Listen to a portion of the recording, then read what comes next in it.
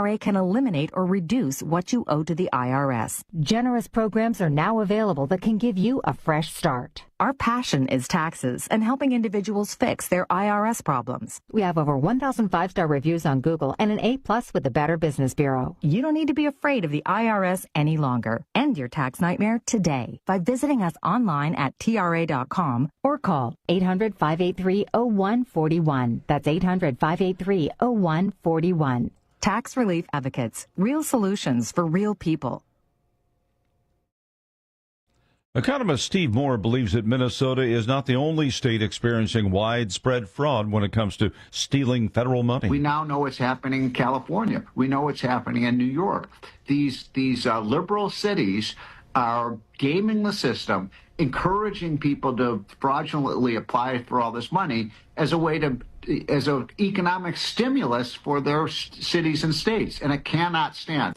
And Moore told the Salem Radio Network this week that those states should be forced to pay the money back or lose all federal assistance. Former Israeli ambassador to the U.S., Dr. Michael Oren, says he expects the U.S. to take some kind of military action against the Iranian regime. I can't imagine that the president has moved so many massive assets to the Middle East region and is not going to use them. You take out a pistol and don't use it, it projects weakness and not strength, and you become basically a Barack Obama not enforcing a red line. You'll find breaking news and analysis at townhall.com.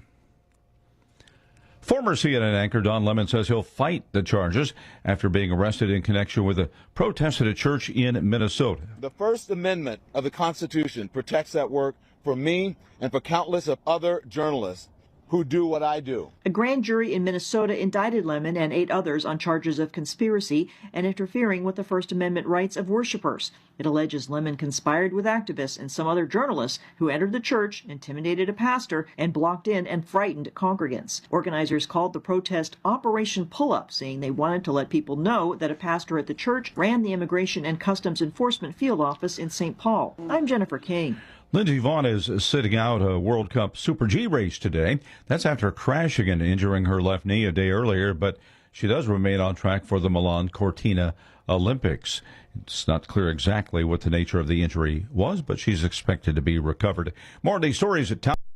Is diabetes keeping you from enjoying life's special moments? At U.S. Med, we understand the challenges you face, and we're here to help. With U.S. Med, I can finally manage my diabetes without it managing me. U.S. Med offers a wide range of services to simplify your diabetes care. Personalized care plans, convenient access to cutting-edge diabetes tech, and knowledgeable support. Plus, we'll check your insurance so your diabetes care may be covered at little or no cost to you. With U.S. Med, I feel confident and control of my diabetes. I can finally live my life to the fullest. Don't let diabetes hold you back. Choose U.S. Med and experience better birthdays, better adventures, better anniversaries, and better everything. Call now. U.S. Med. Better service, better care. 800-785-1673. 800-785-1673. 800-785-1673. That's 800-785-1673. It's time to wake up. Yes! And lock in to On the Rise. Yes! With host Mike Napolitano. The terms must win and can't lose. Is that the same thing to you? It's the same. Yeah, come on now. What are we talking about? Definition, a must win. Lose! I don't lose! I win! Dalton Cooper. So they've got Squeeze, which is mustard. They couldn't give ketchup a better name than ketchup. They literally named him what he is. Now for a little thievening. What? No ketchup? And Nick Johnston. But I like when I do hockey things, you guys are just like, very good, Nick. This one's going right here, right on the fridge. That way we'll get to see it every day. All right. On WRMN.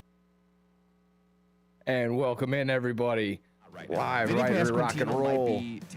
It is WRMN 1410s On the Rise right here with Nick Johnston and Dalton Cooper, ready to rock and roll and get you going today. How are we doing today, Dalton? Oh, man. Are we ever not going to see snow? Again, I feel like we're seeing snow all the time. It's all it is all the time, literally, it's all we get every day, all the time. Are you hungry for more snow? Yeah, that's all we get. That's all you're getting, baby. I hope you're ready for nothing. Yeah, literally. What is it? Call an ambulance, not for me. Yeah. No, we're doing well. We're doing well. It is it's the dog days of winter. Yes. And we're leading up to the Super Bowl. Life is becoming a little bit less meaningless without football. Yeah. This was the first weekend since August without football. It feels like. Yeah. Well, we had the Senior Bowl. So, I mean, technically, that's going on. All those people that really do the deep dive in the drafts and all that. I'm sure they're in heaven right now. And if you're a college basketball fan or an NHL fan, it's kind of heaven right now. Tell that to the Vikings GM who was at the Senior Bowl and probably got a call, and not so good call there. But here we are again. Rock and roll for WRMN's On the Rise right here. We're going to go ahead and recap the NFC and the AFC Championship. Give a light, and I mean a very light, give you just a tease, basically, what we're going to be looking at for the Super Bowl, because that's what it's going to be. Anything and everything that we're talking about next week, we are going to be just the day before the big game. So we're going to give you all our insight. I'll try and give as many props and good props and everything as we can. Obviously, 1-800-GAMBLER. Don't gamble anything you're not willing to lose, because they're projecting $1.76 billion to be gambled on. Did you see that? Really? No, I didn't. That's got to be a record, though. Oh yeah, it would be well more. I mean, last year it shattered whatever record it had last year, and it's going to probably do exactly that this season, this Super Bowl game. So this is going to be fantastic. So there we have it. Again, like I said, we'll go NFC, AFC Championship. We'll go kind of around the league, because there's some NFL Hall of Fame, some Pro Football Hall of Fame controversies we can touch upon there. Oh, boy, yeah. Obviously, $16 billion, by the way, was wagered last year. $16 billion? Yeah, for Super Bowl. Yeah, for Super Bowl was at 59. Americans wagered a record $16 billion through legal sportsbooks, a significant jump from the previous year, with the projections from the Super Bowl of this year reaching even higher, around $23.1 billion. In Nevada alone, sportsbooks handled over $185 million. The AI overview, maybe? This is the AI. All right. But apparently last year, $16 billion. I can see that. I'll have to see about the numbers on that one for sure, because like I said, I thought for sure the 1.7 was the number I saw, but I could be wrong. Well, AGA right here on ESPN, AGA expects a record $1.76 billion to be bet on the Super Bowl. Okay. So that's a 27% year-over-year increase. So we'll see. I mean, that number does exist. You didn't just make that number up. I'm glad I'm not just pulling that out of my head. Out of your rear end, And then between that, obviously, we got some local baseball news. The Schaumburg Boomers bought and paid for. Yeah, by Rev. Yeah. We'll get some quick comments on that. And again, there's a couple other things around the league and the baseball world. Maybe some basketball news as well. And then finally, good old wheel. We'll hit that wheel, and we'll hit old Mamma Mia and get on out of here. We're going around the horn. Oh, yeah, exactly right. Missed that show. Right. But exactly right. Let's go ahead and hop into it, because last week were the NFC and the AFC championship games. We have, alrighty, let's get into it. Patriots, Broncos, and Rams, Seahawks. Okay. Yeah, I was gonna say, you want to do the ugly one first? Oh yeah, let's rip the Band-Aid off. Let's go with the least popular one right here. Jarrett Stidham taking on Drake May and the New England Patriots. Started off decent, a little. It was okay. Looking like Jarrett Stidham was getting in some sort of a role, getting in some sort of rhythm. Gets the touchdown pass in the first quarter to Cortland Sutton, the very reliable wide receiver for the Denver Broncos all season long. So you thought, all right, you know what? This ought to be a game. This isn't just going to be the Broncos offense is going to lay down and die or just have to rely on their defense for any and all scoring. So this ought to be good. And, Patriots get gifted an oopsie poopsie by Jarrett Stidham, who decided, hey, you know what?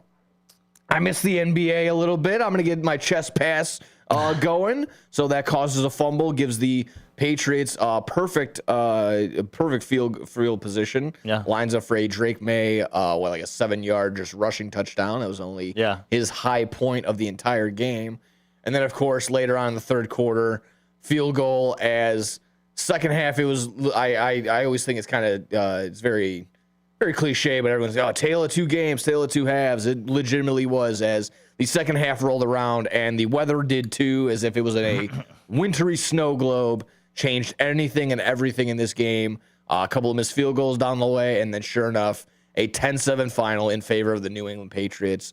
Kind of like I said, kind of lightly went over that game. Was there anything I missed? Was there anything? Oh yeah. What was the big takeaways for you? Well, the big turning point in that game was the 4th and 1 play before the Patriots even got that oopsie poopsie that you had mentioned from Jared Stidham. Oh yeah, that's right. Second quarter, not going for that field goal. Yeah, that they 4th and 1. I think they're like the Patriots 12-yard line, give or take, maybe 13.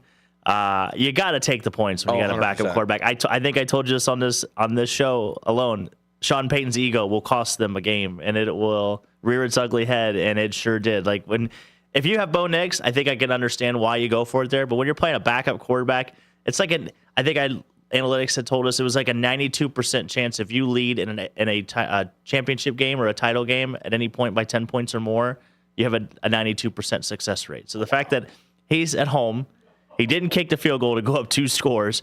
Second of all, my big thing too is if NASCAR can tell you that the rain is coming hours before it gets there, how in the world can Sean Payton not tell you that a snowstorm is coming? Like, these guys have to know that it's on its way, that a blizzard is possible, that the conditions that they could be seeing are going to be basically unplayable. I think they had 4 missed kicks in the second half, which is the most in an NFL playoff game in history.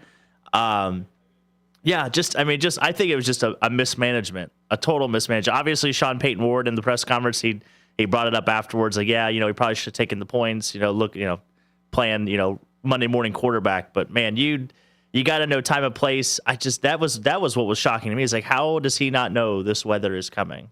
Yeah, that's kind of tough to see for that reason. Yeah. And it brings up the couple of arguments of, outdoor. I don't know. No, come on. We got to keep these safe. That was such a great spectacle to watch. It was fun to see that. Yeah. And you liked, and again, you kind of like seeing that. Of course, you understand the importance of yes, this is the game to get into the Super Bowl, the game to get in the big championship game.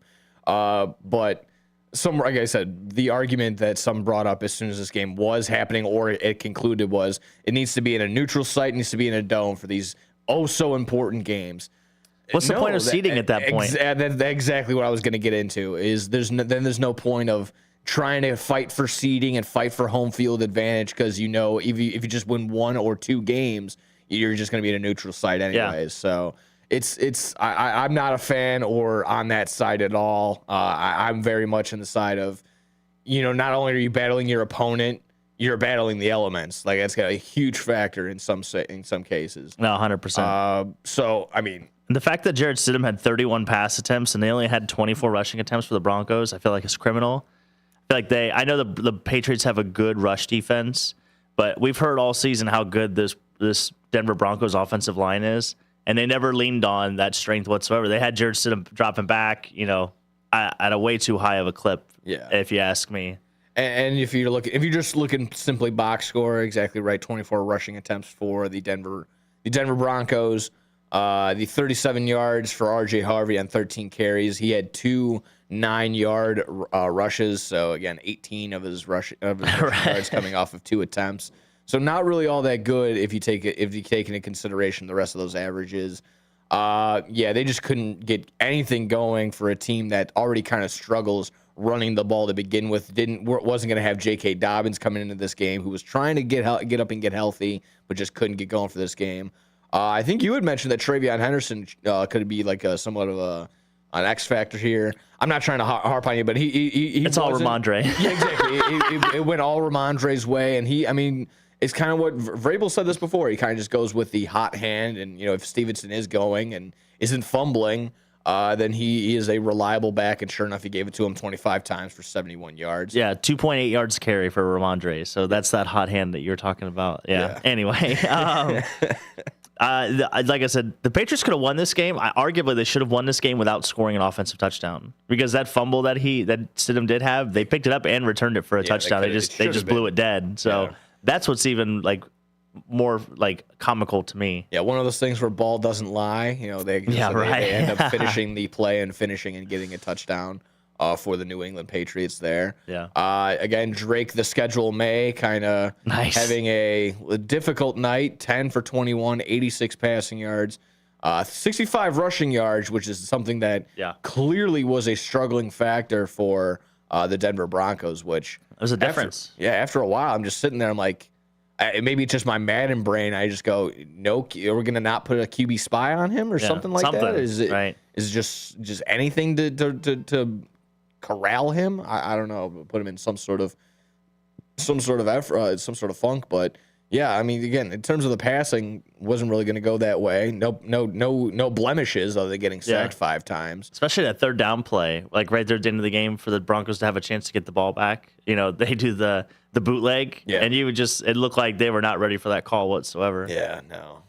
And then, of course, the other big play would for sure be Jarrett Stidham's interception later on, trying to get that one down there. I was trying. That was Williams, right? That was with the interception. Gonzalez. No, Gonzalez. Yeah, it's Christian. Yeah, Christian Gonzalez with the interception right there, and that's the kind of the thing. I mean, I know we're gonna for sure deep dive and preview all the teams and all the big rosters when it comes to everything, but we're for sure gonna get into guys where this defense isn't X factors. These guys aren't superstars necessarily. These are just guys that they're just really good at their position. They know how to just disrupt everything, and they all work on the same tier. So these might not be like I said, the X factor superstar guys that you see like a Max Crosby or I just throw a throwback of like a Darrelle Revis or something like that. Yeah. But these are all guys that are all on the same page as a well-oiled machine of a defense. So you can kind of see why this was a low-scoring game to begin with. So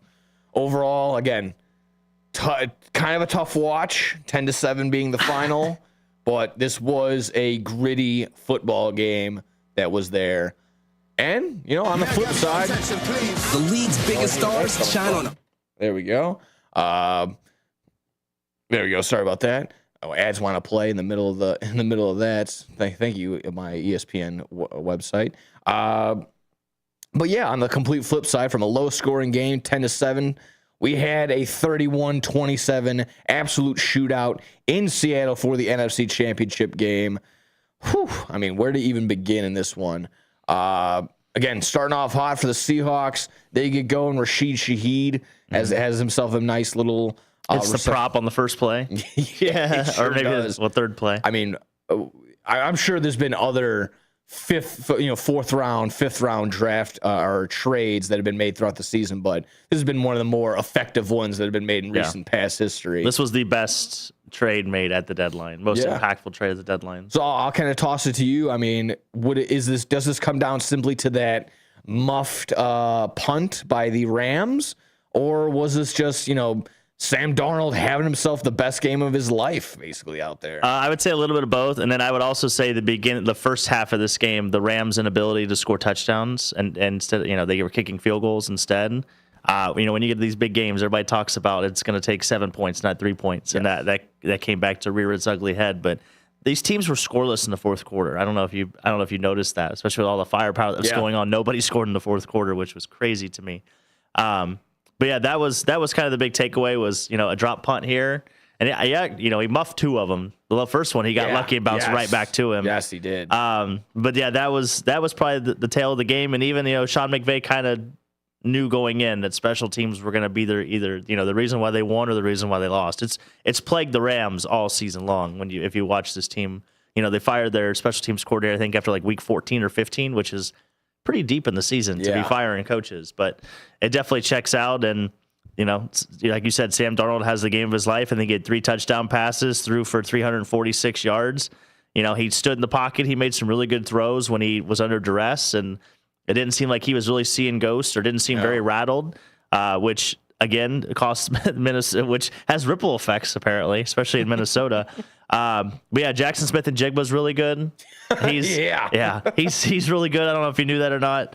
10 catches, 153 yards, a touchdown. I think he had like 14 targets or 16 targets. So they definitely force feed him. Yes. And Seattle moving on. Definitely home field advantage. I think had a little bit of a say with this, especially with play calls and noise factors and stuff like that. But they found a way to get it done. Oh yeah. Like you said, clearly head and shoulders above everybody in the targets. 12 targets for JSN. The next highest was 6 for Cooper Kupp. He caught 4 for 36, which again, he also caught a touchdown. Very important there.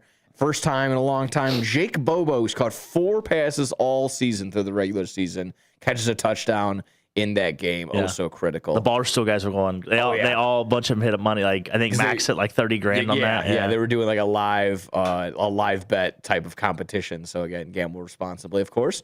But yeah, like we had mentioned beforehand when we were previewing this game, 2 touchdowns to 6 interceptions throughout the regular season for Sam Darnold playing the Los Angeles Rams.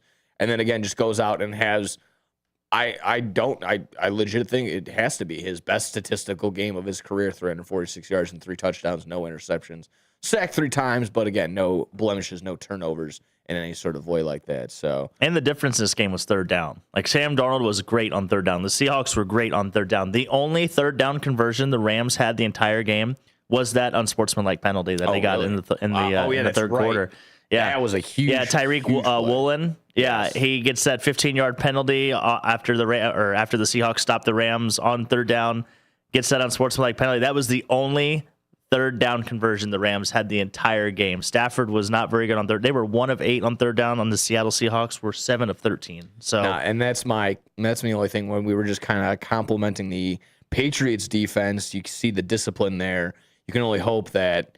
Yes, be playful. You acknowledge and celebrate a big play, but you cannot go on the opposing side and just no. Well, the fact that he went onto the sideline, it was just like, bro, what are you doing? Yeah, exactly. What are you doing? Like again, it's one of those things. Like you were fortunate enough to shut down the Rams offense and Puka Nacua that one play. Yeah. Why would you think you're going to be able to do it again? And sure enough, you're not. And I think I saw a stat too that like Seattle Seahawks have been called for 5 unsportsmanlike contact penalties all season, and Woolen has 3 of them. Ugh. I'm pretty sure. And then I don't know if you saw they did pan to him after the play, after the touchdown. Oh yeah, and they were heated. They were a little upset, a little testy. Words were definitely exchanged between the Seattle defensive backs between that one, but good enough to keep it in house and to keep it clean enough to get the win, 31-27. Obviously. 14 targets for Puka Nacua, 165 yards, caught a touchdown. That was crazy. Yeah, Devontae Adams was noticeable in this game too. 4 for 89, also caught a touchdown on 6 targets. This was just a really nice game across the board. The Rams did kind of abandon the run a little bit. Like Blake Corum had 9 carries. I think Kyron Williams had another 10. So you'd like to see them still run the ball a little bit more. I think that would have helped them out earlier in this game, especially obviously game script will dictate that a little bit, but Blake's carries were only 9 of them. He was pretty effective, averaging 6 yards a carry with 55 yards in total. But you're definitely correct in the sense that Kyron Williams should be touching the ball a little bit more than 12 times, 10 carries and 2 receptions. So you can definitely see the ball a little bit more. You try to just stay balanced, especially when you play great defenses like Seattle. But the Rams are like the only team to have Seattle's number, it seems like, on defense this year. Oh yeah. But we can maybe get into that next week a little bit of how the schedule, like people talk about you talk about Drake the schedule, May. You could talk about the scheduled Seahawks too. If you look outside their division, who they played, it was not very world beating, to say the least. No, but again, at least within the division, they're playing Brock Purdy twice. They're at least playing Matt Stafford twice. And of course, how could we ever forget about Jacoby Brissett? Yeah, they're playing Jacoby and Kyler Murray at least once. The flip side, you can say the same thing. Like, the Patriots are playing Josh Allen twice. Yes, however, they are playing the Jets twice. Yeah, so I think it kind of the Dolphins balance. Yeah. But exactly that. This was pretty great. Like I mentioned, I think Rashid Shaheed was a huge factor in the sense that yes, his 1 catch for 51 yards, but it's also been on the just overall on the special team side of things. He's been able to move the ball pretty well. And then also, shout out to Kenneth Walker for having another solid game, 62 yards on the ground, another touchdown. Again, not if you're looking at averages, that's not the best necessarily, but still just being able to run the ball and get it where you need to go, pretty solid in the sense that, like I said, they don't have their backup go-to hero in oh my goodness, Charbonnet. Zach Charbonnet. I also love the angry Sean McVay freeze frames that they do, or like the slow-mos that they do on Fox. I don't know if you saw where he's like putting the play sheet, he's like screaming, but he's not showing his face. And then the other thing too, have you seen this where if you face swap Sean McVay with Kash Patel, they look basically the same? Sean McVay is like a white Kash Patel. So if you're ever looking on Google or looking on social media, make sure to take a gander at that. It's kind of the funniest. It is really funny how strikingly similar they look. That's a new one to me. I haven't heard that one for sure. Yeah, I'll see if I can pull it up. But we got about 2 minutes here. We got about 2 minutes here before we get to our first commercial. But I just want to give a light little, like I said, light sprinkle, light tease of what we might be bringing in for next week when we talk anything and everything under the sun that is the big game, that is the Super Bowl. Super Bowl 60, if my Roman numerals are correct, is going to be currently Seattle sitting at 4.5-point favorites. 45.5 is the total going into this game. I believe Seattle opened up 3.5, went as high as 5.5, so it's fallen right in the middle at that 4.5-point total. I personally don't think that it moves any more drastically than this. And then, of course, if you were paying attention and saw anything from yesterday, Drake May did not practice. He has a shoulder designation, and he has an illness. So, again, a whole week to go ahead and get healthy, a whole week to go ahead and get well rested, get some Campbell's Chunky Soup in you and get going. But anything from those reports, anything really, really quick, wow, that is extremely... That is shocking, isn't it? Yeah. Yeah. Oh, my God. I don't know if you can see it on the live stream. But, yeah, make sure to Google Cash Patel and Sean McVay. Yeah, to your question... Vrabel did say that Drake May would have been practicing. He would have been at practice if he wasn't sick. So still don't know how that shoulder is feeling. That's going to be, I think, something that a lot of people are going to talk about next week leading up to the game. But it's a good matchup. I think now the spread's down to 4.5, yes. I believe. Yeah. And we'll talk about this more next week. I think the Patriots have the single greatest advantage between the two teams heading into this game. And that is the fact that literally the whole world is going to tell them for 2 weeks that they are not going to beat the Seahawks. Oh. And I think if you give material like that to a team that is motivated and a good coach like Mike Vrabel is, I think he will find a way to use that fuel. Because I think, like I said, the Patriots have the most fuel heading into this game with all that doubt. Like, America's going to tell them, like, yeah, the Seahawks, like, it's already happening now. Like, everybody's like, oh, yeah, like, as soon as the Seahawks won, before the NFC Championship was even played, they're like, oh, yeah, the winner of this game is going to win the Super Bowl. Yeah. Like, everybody and their brother thought that. So the fact that thought process is already out there, I think that's going to fuel the Patriots. Don't know if they're going to win, but I think you should take them to cover. Well, that narrative is out there, as well as another narrative of some disrespect along the Hall of Fame lines. One of their most famous, or if not the most famous head coach, may not be a first ballot, is not going to be a first ballot Hall of Famer. We're going to go ahead and get into that, as well as some other NFL, Pro Football Hall of Fame talk, news, and notes throughout this week. We're going to go ahead and get into that right here on The Rise. Nick Johnston, Dalton Cooper will be sticking around for the remainder of this hour and into the noon hour right here on WRMN 1410.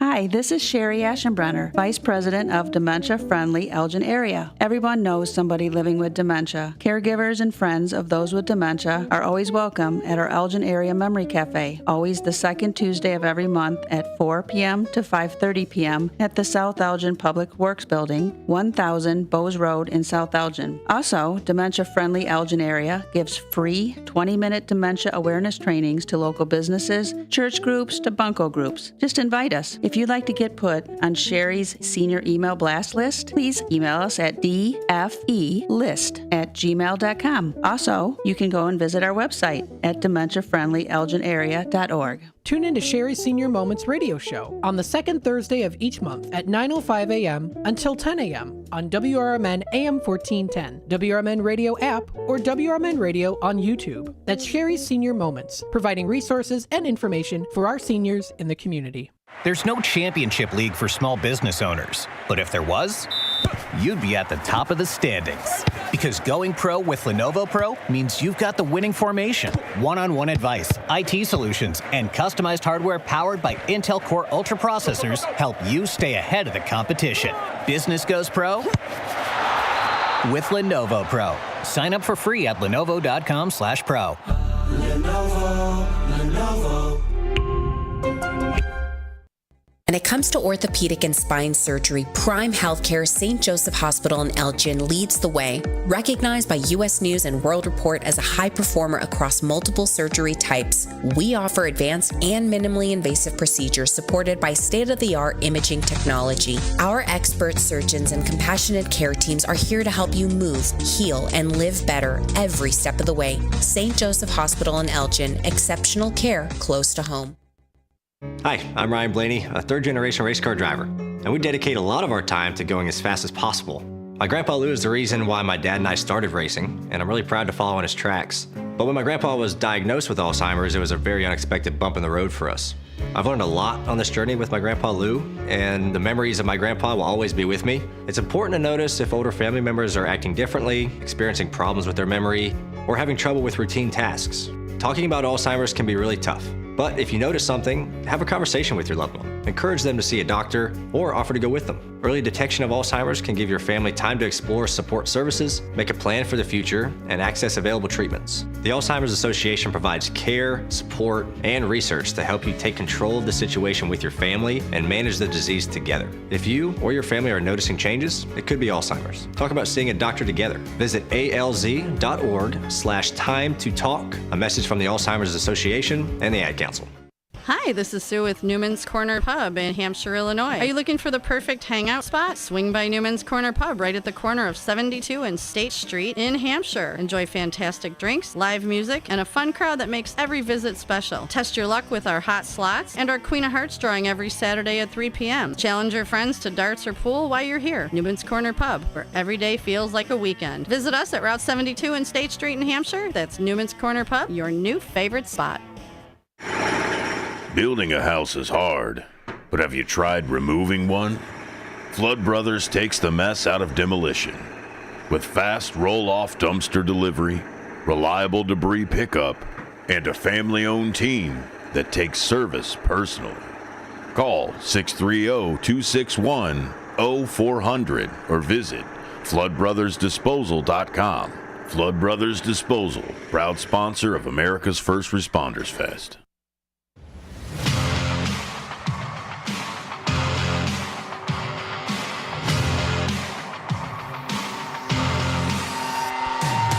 Welcome in, everyone. WRMN 1410 on the rise. Ready to rock and roll. Nick Johnston on the ones and twos. You got Dalton Cooper on my left over there. Oh, yeah. We just got done recapping the AFC and NFC championship games. Like I said, a light sprinkle. But we're going to be seeing for the Super Bowl. We'll be definitely getting into that. That'll probably be, I would think, the first hour of next week, if not the whole show. I mean, the whole show. Nice. There it is. I mean, it is the game of the year, right? It's the biggest sporting event in the country we live in. I mean, there's so many different ways to break it down. Yeah, Bad Bunny. Yeah. Duh. Come on. Bad Bunny. The Bad Bunny. Bad Bunny. Exactly that, folks. It's gonna be fantastic. But we got to get into not just the game side. We're not gonna get into the Pro Bowl side. But we're gonna get into the Hall of Fame talk that's been just plaguing the internet waves. A lot of talks across the board. A lot of frustrated heads, very much so. Not just mainly on the East Coast, because everyone in Foxborough is upset. Everyone also in New York because of Eli Manning. Also getting a little bit of a snub there, but definitely the big one without a doubt is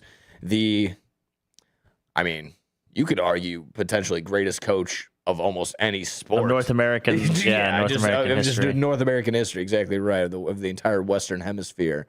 Bill Belichick will indeed not be a first ballot Hall of Famer in the Pro Football Hall of Fame. He will have to wait a little bit longer. The guy waited 45 years for his girlfriend to be born. No, well, they're reportedly not together anymore. That's so, yeah. I had heard from one of those I saw it on Twitter, I guess NBA Sentinel or whatever those type of one of those accounts. Yeah, that was kind of our condolences to Bill and Jordan in this time. Separation can be hard. Relationships are. I don't know if she'll recover. It's going to be tough. It is going to be tough. Who's going to give us all that great content from the North Carolina sidelines? It's true. So many great memes. Yeah, that's exactly right. By the way, if you do want to join in on the conversation, please feel free to do so. Especially this like you said, it's been a big topic all week. So phone number 847-931-1410. That text line is 505-926-1410. And as always, you can hit us up on YouTube, youtube.com/@WRMN Radio. Yeah. Between that or obviously our On the Rise socials, always share, subscribe, follow. And the WRMN socials too, Facebook, Instagram. Yeah. Oh, yeah. And like I said, if you're already on that YouTube side, see the little thumb button? Hit that thumbs up. Right. Yeah, it takes 2 seconds. But exactly right, folks. I'll just simply ask you, just What was your initial reaction to hearing said news of no first ballot Hall of Famer for Bill Belichick? Well, at first I was like, holy hell, what's going on here? But then as I learned more about the process, I think it's more of a process problem than a voter problem. And the reason why that is because they had just changed this rule like a year ago to where coaches only had to be retired for a full year to be considered for the Hall of Fame. It used to be they had to be retired for 5, like players. And now they have like a secondary ballot, if you will, of like a super ballot of like retired players. So like Ken Anderson and some other folks were involved. They give you a list of like 5 or 6 guys. You can only vote on 3 of them. Okay. So I think a lot of the voters were voting for players like Ken Anderson and things of that nature because they know that their time is kind of, it's kind of short. Like it's kind of a now or never, right? It's kind of a crap or get off the pot situation. Okay. And obviously everybody kind of thought that everybody knows that Bill Belichick is a Hall of Famer. Like he's going to be in the Hall of Fame, regardless of Spygate, Deflategate, whatever kind of gate you want to, bring up. But that was kind of where I'm landed on it now is that we need to kind of maybe revamp the process of how the Hall of Fame was voted for, whether it's like a collective vote, because there's 150 voters. You have to get, I think, at least 40 votes to be selected into the Hall of Fame, and maybe it's something along. I think that sounds about right. But the fact that again, it's just the way it all kind of the cookie crumbled, if you will. I think it was just a perfect storm of things. There was stories out there that Bill Polian was kind of involved in the undoing of this too. That he was kind of going to bat saying that Bill Belichick should have to wait. But if you look through like NFL history, there's only been 6 coaches that were first ballot Hall of Famers also. So, guys like George Halas, Curly Lambeau, Vince Lombardi, Tom Landry, Chuck Nolan, Don Shula. So we haven't had a first ballot Hall of Fame coach since Chuck Nolan 1993. Okay. So it's not like it's and again, they used to have to wait 5 years like the players do. So I almost thought that in the back of me, like the irony, the funny part was like maybe they're waiting until Brady comes up and they can put them both in at the same time. And then because Robert Kraft was also one of those people that got that was going to get voted in on the same. That was also somewhat of the controversy or the conspiracy theory that like we can't have too many Patriots all at the same time. Yeah, you got to pick one, or the idea that they simply don't like each other. That they just don't want that awkward exchange like it was at the roast of Tom Brady. So. Well, you remember when Belichick got quote unquote parted ways with the Patriots, even though Robert Kraft came out and kind of said, "Oh no, I fired him." The Falcons were like the one team interested in Bill Belichick. There was a lot of reports that Robert Kraft spoke with Arthur Blank, the owner of the Falcons, and kind of didn't have any good words to say about Mr. Belichick. So I think there's definitely some animosity there. And if you look at other Hall of Fame coaches that had to wait, I mean, Jimmy Johnson had to wait over a decade before he got put in. And then also Mike Holmgren was another big name that got resurfaced this week because he had to wait.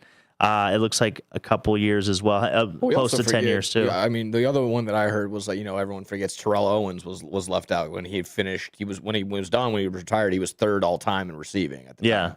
So again, kind of that thing where maybe it's petty on the reporters that vote in and get him in. Like I was very much on the side of obviously, yes, clearly we're not going to sit here and ignore that he's number 1 in wins, he's number 1 in Super Bowls, he's what? Well, no, I think he's number 2 in wins. Okay. Yeah. And then number 1 or number 2 in playoff wins all time. I think he's number 1 in that. Yeah. Yeah. So again, if you ignore that, and then even Danny Parkins on First Things First went ahead and took the next step. He's like, okay, you want to go ahead and just say, okay, fine. Spygate really is a big factor. Let's go after Spygate. He's still 2nd in Super Bowl. He's still 2nd in wins, and then he becomes 4th in playoff wins or something like that. So.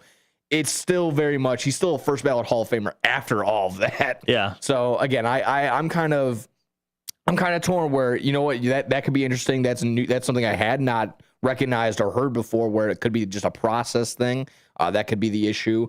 It could be the pettiness, or I'll sit here and tell you, I don't believe there was a secret meeting of all the writers getting together and be like, okay, we're going to not vote Belichick, right? Yeah. Right? Okay, cool. Yeah. All right, for sure. And then, all right, meeting adjourned. Like that did not happen. Are you sure? People were saying Bill Polian was that guy, and we in Chicago should not be very big fans of Bill Polian. He had a hiring of Matty social Lucas. media and everyone's under a microscope and everyone's on video cameras. it's very hard to think that 50 people were going to keep their mouths shut. Yeah. I'm on that side. All for the love of Bill Polian. Yeah, exactly. So he'd have to have the deepest pockets for Mr. Polian to keep everyone silent on that one. But yes, but here's the thing too, where it's not going to be super popular what comes out of my mouth, or I don't know if you're going to even agree in the slightest. You always hear constantly, all the time, every time someone moves or someone to get traded or fired or let go, the NFL's a business. The NFL's a business. And in my opinion, especially, being a part of the media in some sort of way, we go to games, we interview players, we talk to players. There needs to be some sort of like media player relationship that also ties into it, that it's also somewhat business related, because that is the media's business. That's how they get going. Then there is some sort of agreement where, you don't have to be nice. You don't need to, you don't need to be super punctual and make smiles all the time. But I think you should be, kind of have a good, healthy relationship with the media in some sort of way. And I don't know. Are you saying Bill Belichick didn't? Yeah, I think he was a little cold. I think it's a little. It's safe to say he was a little cold when it came to his his post game press conferences, or just talking in public in general. Yeah. So that's a great point. It'd be super duper petty, and he's done it only a couple times where he's like made fools out of the media and whatnot. But that can go a long way. And again, I'm not super sold that's the one sole reason why that had happened, but if he had been a little nicer to A, B, C, XYZ person, maybe this doesn't happen in some sort of way. But again, I'm not saying that's the 100% reason why, when of course your goal is to not, cater to the media. Your goal is to win football games, which he did week in and week out. So again, that's a good point. It's upsetting for sure for some. I was on the side of like, first ballot, second ballot, who cares? You're gonna get in regardless. Is your jacket any more yellow because you're the first ballot Hall of Famer? Do you get an extra like iPad that says Hall of Famer? I don't know. I don't think you get like a golden ticket that says first ballot. I can go anywhere I want. I don't think that's how it goes. You get an extra pretzel at Canton when you go visit the Hall of Fame. I just don't think that really matters in that sense. But that was the big controversy this week. Of course, it kind of back to back with, the MLB Hall of Fame being announced the week before. People were kind of arguing like, oh, Andrew Jones, okay, fine, good defensive player, has some solid numbers. But then they're like, really, Carlos Beltran? We're gonna let this cheater in, but not other cheaters in? Like, where do we draw the line on cheating? So this was kind of a big 2 straight weeks of Hall of Fame talk for 2 different sports. So is Carlos Beltran a cheater? Well, he was part of the Houston Astros. He's part of the trash can. Was he the one banging on the trash can? I feel like if you're involved in the slightest, even if you're like a janitor, like you're guilty. Yeah. Wow. Okay. Guilty by association. That's interesting. Okay. Like you knew something. That's fair. You definitely didn't know nothing. You knew something. Nice. You knew. Yeah. You didn't stop it. So yeah, it didn't help. So that was one of the big ones for sure. But getting to it as well, any thoughts on, Eli Manning also being apparently left out in the cold on this one? I'll just also ask you, I'll double it on and you can answer either one however you'd like in whatever order. Have you looked at the list? Who's on your list of who you think should go in? Between there's Drew Brees, Frank Gore, Larry Fitzgerald, Terrell Suggs, Luke Kuechly, Jason Witten, all up for a nomination this year. Do you feel maybe those guys were more deserving than Eli Manning, or did Eli get cooked? I think Eli and Belichick kind of fell into the same victim as they're gonna get in, but also I think some of the other guys have been waiting longer. Like I think Luke Kuechly has been waiting longer. No, I think this is his first year. Is this? Well, I guess retire. Yeah, well, yeah, because they probably did retire the same year. 2019. Yeah, that's crazy. I didn't even think. Yeah, God, that feels like forever to go. I don't know. All those guys. I think Eli was also a victim of his own regular season success because he was like a very mediocre quarterback. But you cannot tell the story of football without Eli Manning in it. Oh, so of course not. 100% is a Hall of Famer. So a snub, probably. I guess you could make that argument. I guess I haven't thought about it as hard as I should have. But I mean, all those other guys you mentioned, like Larry Fitzgerald, 100% Hall of Famer. Like he was, his track record is unbelievable. The man has more tackles than drops. It's my favorite. I think that has to be hands down my favorite NFL. Might just be my favorite football stat of all time. Just insane. And again, I think the whole thing just comes down to a problem in process as far as because there's plenty of talent. There's plenty of guys. Like they don't want to obviously let in everybody. But yeah, I think Drew Brees should be going before Eli Manning should be. Yeah, that's even though even though one won 2 Super Bowls and the other one didn't win any Super Bowls. That's kind of I know Drew Brees won a Super Bowl. Yeah, Drew Brees won. He had that, but he also had all-time yardage. And I think completion percentage as well. I think he's up there. Frank Gore again. When you got guys getting the tattoo of his birthmark on his face. Yeah. Adam Vinatieri too, I think was in that class or in this. I got ballot. it right in front of me. So we got this is the modern. There's the modern era players, and then there's the I believe the the throwback. It's like the contributions to it's like Roger Craig is in the that's the one that Robert Kraft was into. Yeah, like the media people and stuff like that. So the modern era players that are up for nomination this year currently still are Willie Anderson, Drew Brees, Jahari Evans, Larry Fitzgerald, Frank Gore, Torrey Holt, Luke Kuechly, Eli Manning, Terrell Suggs, Adam Vinatieri, Reggie Wayne, Kevin Williams, Jason Witten, Darren Woodson, and Marshall Yanda. My underrated one for sure is going to be Marshall Yanda. Just one of the anchors of that Baltimore Ravens offensive line. They were just so stacked. That entire mid 2000s into the late 2010s for Marshall Yanda in this one. But Reggie Wayne, I feel like is just gonna miss it. Jesse Witten just gonna miss it. If really push came to shove and I had to pick 3, in my personal opinion, sorry Eli, I'm going Drew, I'm going Larry, and I'm going Frank Gore. If you're third all time, I feel like I've been vouching more for Frank Gore than anybody else I've been talking to. I feel like the rushing. The Iron Man too, he played 20 years, I think. Yeah, from 2005 to 2014 from 2005 to 2014 for San Fran. Yeah, 3 additional years for the Colts, a year on Miami, a year on Buffalo, and then finished a year on the Jets. So yeah, from 2005 to 2020. From 2020. Yeah, 16 years, give or take. Yeah, that's just insane for a running back.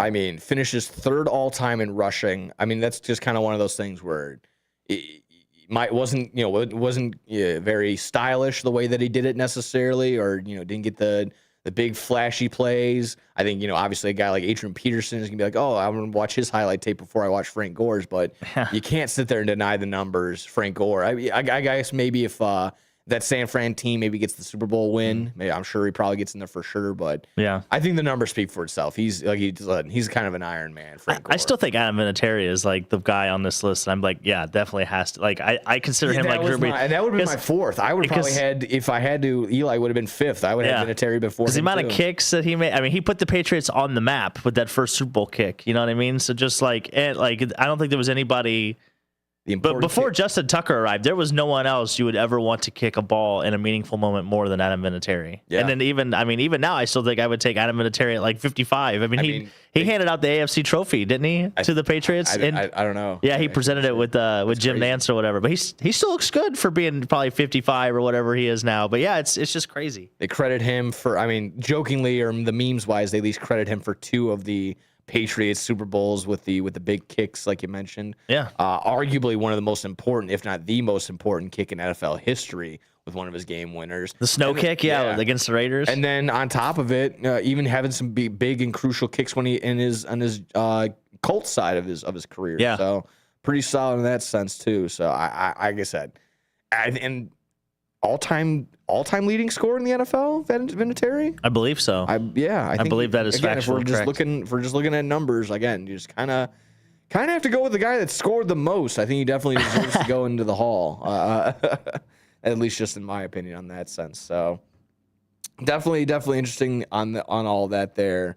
It's interesting the way that the selection committee is broke down, because I was reading about this the other day that they kind of have a representative for every team. Okay. And obviously that person may not be tied to a team, but that person lives in that area. Okay. So all out of the 32, every team has a quote unquote representative, which I thought was interesting. Oh, gotcha. Yeah. Yeah, it says right here, how does the NFL Hall of Fame process selection, how does the Hall of Fame selection process work? The Hall of Fame, Pro Football Hall of Fame selects its members through a 50-member select committee through the media members. The committee takes multiple polls each year to narrow the list to eligible candidates and determine the finalists for ultimately voting on who gets in. Hall of Famers are inducted through one of two ballots, the modern era ballot and the ballot for coaches, contributors, and senior candidates. The selection committee, along with the blue ribbon committees, okay, that's interesting, helps review nominations and narrow them down into the induction class until the induction class is decided. The modern era ballot and the ballot for coaches, contributors, senior candidates are held with separate votes to determine who gets in. So that is basically the process of how it goes down. So I found the list of all the voters. Do you want to sit here and maybe we could break it down next week? Because obviously at least 11 of them didn't vote for Bill Belichick. Maybe we can start throwing darts to see, who did or did not. Maybe that'd be a fun game to play. That'd be pretty good. Darrell Ledbetter, by the way, is the Atlanta representative, which is interesting. Yeah, very much. Yeah. And again, I brought him up earlier, but Danny Parkland's I'm also agreeing with what he said too when he kind of tied this in when this all broke down and came together was if you forget who you vote for, which there was some reports of that, you probably shouldn't get a vote for next year. Do you think Tony Dungy, he's an at-large voter, do you think he voted for Bill Belichick to get in? Oh, man, I don't know. Dan Fouts, another one, at-large. Sal Palantonio, Lisa Salters, Jim Trotter. Yeah, these are a lot of,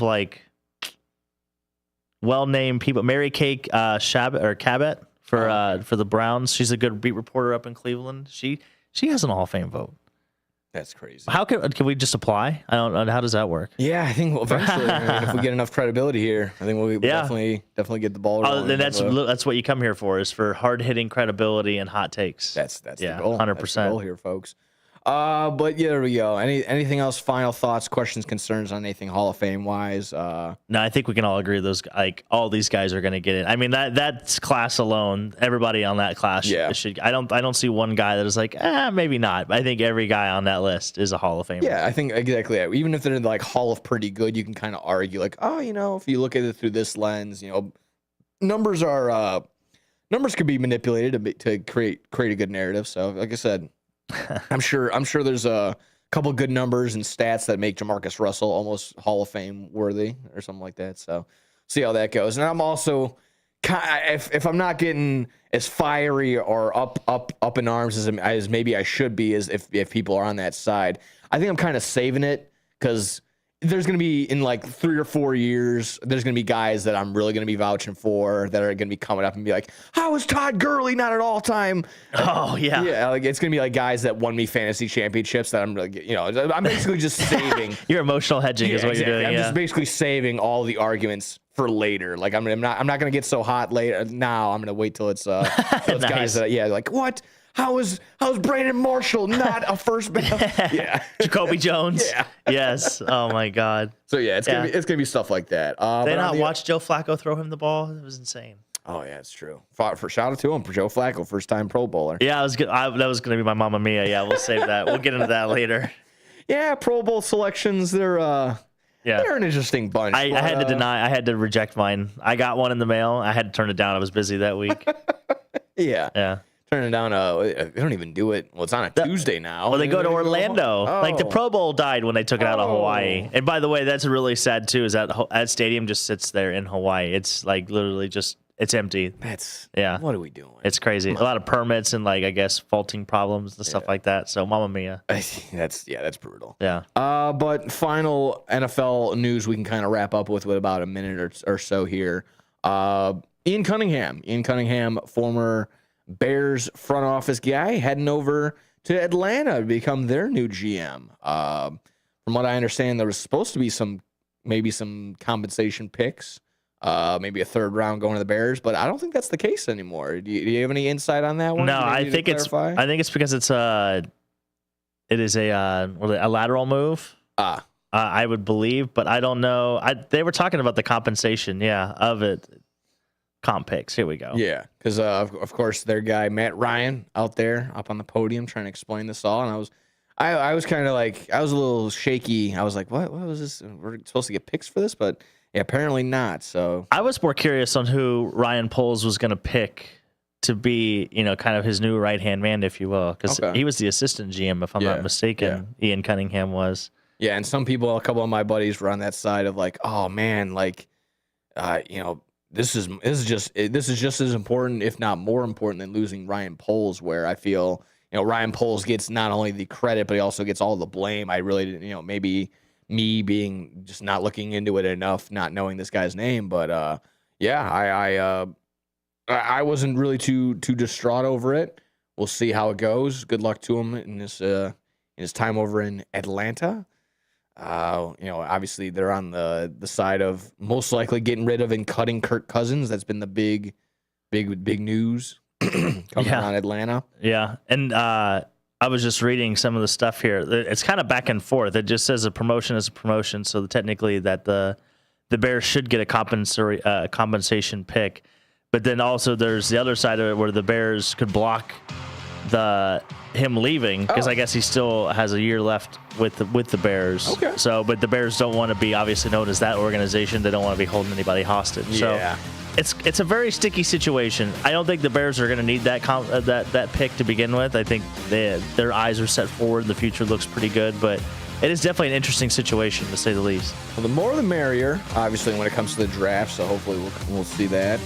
But of course, we'll be diving on into the rest of the big four sports that is around the league. Of course, we got some NBA, we got some a little bit of minor league news to get into, like we mentioned. We'll get into that as well. But you're listening to On the Rise right here on WRMN 1410. Nick Johnston on the ones and twos. Dalton Cooper to my left. Keeping it locked down for the next hour or so right here on WRMN 1410. Are you dreaming of a getaway? Want to leave the stress of daily life behind? Whether it's a relaxing cruise or an adventurous land escape, planning the perfect vacation doesn't have to be a hassle. At Cruises International, they specialize in vacation destinations, land and sea, making your dreams come true. Located at 1721 Moon Lake Boulevard in Hoffman Estates, Cruises International isn't just about booking travel. They're your personal concierge, trusted travel advisor, and advocate. Your preferences are unique, and they'll take the time to understand exactly what you're looking for. From personalized service to their global network of specialists, they ensure that your vacation is tailor-made just for you. It's time to plan the vacation of a lifetime. Call 800-255-7447. That's 800-255-7447 today and speak to a cruise and vacation expert. Cruises International. It's time to set sail to your dream destination. Your hometown radio station since 1949. We are WRMN AM 1410. Elgin time, 11 o'clock. Breaking news at Town Hall. I'm Bob Agnew in Washington. About 240 million people are under cold weather advisories and winter storm warnings as a powerful system threatens to bring everything from howling winds to flooding and heavy snow to the East Coast. Another cold day across, especially the eastern part of the United States. We have a lot of cold temperatures, anywhere from the plains eastward to the East Coast. The lowest temperature this morning actually was in West Virginia at minus 27, but there was a lot of minus teens and minus 20s from Minnesota down into parts of Wisconsin and into Iowa. With another wave of dangerous cold heading for the United States, Bob Oravec says experts also say the risk of hypothermia is heightened for some people. IndyCar is sent to be coming to the streets of the nation's capital this summer. President Trump signed an executive order establishing the August 23rd IndyCar race in downtown Washington, D.C. Transportation Secretary Sean Duffy told the president the nation's capital has never seen anything like this before. To think 190 miles an hour down Pennsylvania Avenue, this is going to be wild. The race is designed to be part of America's 250th birthday celebrations. Greg Clugston, Washington. It's that time of year when people sign up for Obamacare again. Obamacare plans have actually dramatically increased costs. Remember when Barack Obama said that this would, drive down costs and it would be the Affordable Care Act? We're finding that the price for plans now have doubled to tripled in just 15 years. That is economist Stephen Moore reporting. Lindsey Vonn will not race today in a World Cup Super G after a crash injured her left knee, though she is still expected to compete at the Milan Cortina Olympics. Her coach says that Vaughn is continuing to make her preparations. Vaughn crashed during a downhill race in Switzerland on Friday. The precise nature of her injury is unknown. More from townhall.com. Wesley Financial Group is not a law firm. I'm Chuck McDowell, founder of Wesley Financial Group. Did you buy a timeshare because they told you it was a great investment? That's a lie. Most timeshares can be bought online for $1. To find out what your timeshare is worth and to cancel it, call us today and we'll send you our timeshare exit kit free with all your options for cancellation. Call Wesley for your free exit info guide. 800-893-2288. That's 800-893-2288. My name is Whitney Allen. I'm a widow. My husband Ryan died. We never thought in a million years we'd have to use life insurance. The unexpected happened. With Ethos, it is so fast and easy. It's 100% online. You can get a quote in seconds, apply in minutes, and get same-day coverage, no medical exams, and you can get up to $3 million worth of coverage through Ethos. Get your free quote at ethos.com/term. That's ethos.com/term. Time spent on application may vary. Online health questions required. It's called the SAVE Act, or the Safeguard American Voter Eligibility Act, and it's a proposed law that would require U.S. citizens to provide documentary proof of citizenship, such as a birth certificate or passport, when they register to vote. Pennsylvania Senator Dave McCormick believes Congress will pass it. I think there's a growing support among Republicans to make sure we get this done, and the support we get it done this year. And I think that momentum is going to be hard to overcome. McCormick says passage of the SAVE Act is actually a priority for his party. The reason it's so important is that there's not only evidence of illegal immigrants voting. What can happen in many states is they can get a driver's license without proof of citizenship, and then that driver's license allows them to vote in many states. So this is the reason that I think it's such a critical thing to do. And you'll find more on these stories at townhall.com. The Westminster Kennel Club Dog Show is celebrating a milestone. The 150th annual show opens Saturday and wraps up with the Best in Show prize Tuesday night in New York's Madison Square Garden. What's now the most famous dog show in the country began when some 19th century New York gentleman hunters organized an event to compare their dogs. That first show featured about 1,200 dogs of dozens of breeds. This year's show boasts 2,500 dogs, representing as many as 212 breeds. Rich Thomason reporting. Most of the government remains open after the Senate passed a funding bill following a late deal on Homeland Security last night. The vote came just hours before the shutdown deadline. Homeland Security will be funded for 2 weeks at its current levels while Congress continues to debate new immigration restrictions. The bill goes back to the House, which returns on Monday. That creates a short, partial shutdown just over the weekend. More on these stories at Get ready for Around the House every Saturday night from 5 to 7 p.m. on WRMN AM 1410. If you're a homeowner or contractor looking to tackle those projects that feel a bit too big, this is the show for you.